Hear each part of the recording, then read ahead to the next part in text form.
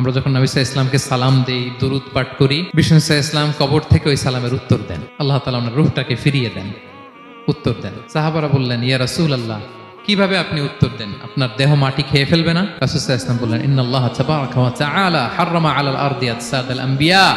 আল্লাহ তাআলা নবীদের দেহকে নষ্ট করা মাটির জন্য হারাম করে দিয়েছেন। কোনো মাটি কোনো নবীর দেহকে টাচ করতে পারে না, নষ্ট করতে পারে না। নবীরা কবরে জীবিত, সেখানে সালাত আদায় করে, তাদেরকে স্পেশাল রিজিক দেওয়া হয়। এটাকেই বলা হয় হায়াতুন নবী।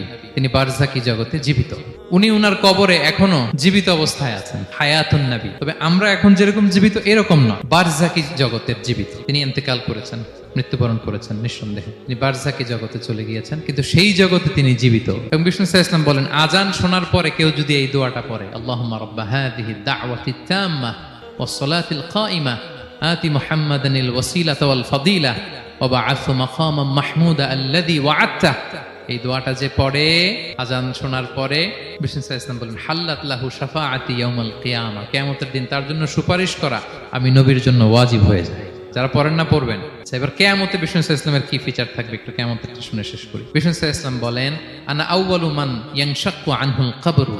কিয়ামতের দিন ময়দানে মাহশারে, হাশরের ময়দানে সর্বপ্রথম আমি কবর ফুঁড়ে উপরে উঠে দাঁড়াবো। কে উঠে দাঁড়াবে? বিষ্ণু সাল্লাল্লাহু আলাইহি ওয়াসাল্লাম সর্বপ্রথম কবর ফুঁড়ে উনি উঠে দাঁড়াবেন। এবং হাশরের ময়দানে উনি কোথায় দাঁড়াবেন? ওনার জন্য একটা স্পেশাল জায়গা থাকবে। জায়গাটার নাম হচ্ছে মাকামে মাহমুদ। জায়গাটার নাম কি? মাকামে মাহমুদ। ওইখানে বিষ্ণু সাল্লাল্লাহু আলাইহি ওয়াসাল্লাম মাকামে মাহমুদে দাঁড়াবেন। আল্লাহ তাআলা বলেন, ওয়া মিনাল লাইলি ফাতাহাজ্জাদ বিহি নাফিলাতাল লাক আসা আইয়াবআসাকা রাব্বুকা মাকামান মাহমুদা।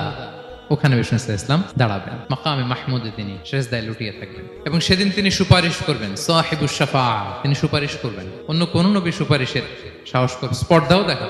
আদম আলাইহিস সালাম, নূহ আলাইহিস সালাম, ইব্রাহিম আলাইহিস সালাম, সবাই একজন আরেকজনকে রেফার করে, একজন আরেকজনকে রেফার করে, আমি পারবো না, উনি উনি উনি উনি বলতে বলতে বিষ্ণু সাল্লাল্লাহু আলাইহি ওয়াসাল্লামের কাছে যাবে। মানুষগুলো হয়রান হয়ে যাবে, ক্লান্ত, শ্রান্ত, ঘর্মাক্ত, পিপাসার্ত মানুষগুলো।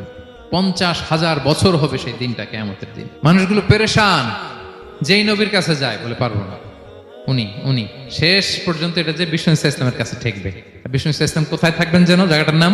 জায়গাটার নাম মাকামে মাহমুদে সেজদা অবস্থায় থাকবেন, সেজদা অবস্থায় থাকবেন। সব নবীরা বলবে, নাফসি নাফসি, আল্লাহ তুমি আমারে বাঁচাও, আল্লাহ আমারে বাঁচাও, আল্লাহ আমারে বাঁচাও। কিন্তু বিষ্ণু সাল্লাল্লাহু আলাইহি ওয়াসাল্লাম সেই মাকামে মাহমুদের সেজদায় লুটিয়ে কাঁদতে থাকবেন আর বলবেন, উম্মতি উম্মতি উম্মতি, হে আল্লাহ আমার গুনাহগার উম্মতকে বাঁচাও, আল্লাহ আমার গুনাহগার উম্মতকে তুমি বাঁচাও। কাঁদতে থাকবেন বিষ্ণু সাল্লাল্লাহু আলাইহি ওয়াসাল্লাম ওই জায়গায়।